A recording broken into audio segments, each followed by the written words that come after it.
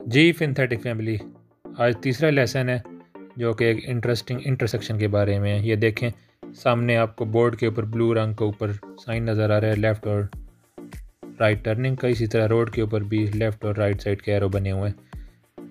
इसका मतलब यह है कि मैं लेफ़्ट और राइट टर्न कर सकता हूँ लेकिन सीधा नहीं जा सकता है। This is very interesting scenario.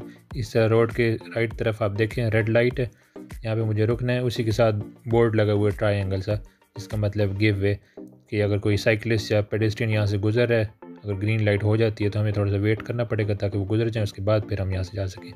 वो बिल्कुल सामने मेरे गाड़ी जो है वो इंडिकेटर दे रही है जिसको लेफ़्ट टर्न करना है, लेकिन चूँकि ये इंटरेस्टिंग इंटरसेक्शन है यहाँ पे मैं सीधा नहीं जा सकता, इसलिए पहले मुझे जाने की इजाज़त दी जाएगी।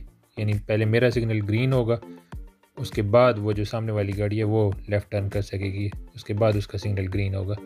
ये देखिएगा अभी 1 2 3, ये देखें ग्रीन हो गई मेरा पहले हुए। अब मैं यहाँ से लेफ़्ट टर्न करूँगा और ये जो सामने गाड़ी नज़र आ रही है आपको, मेरे लेफ़्ट होने के बाद उसका जो सिग्नल है वो ग्रीन होगा और वो फिर जाएगी वहाँ से। So keep it in mind.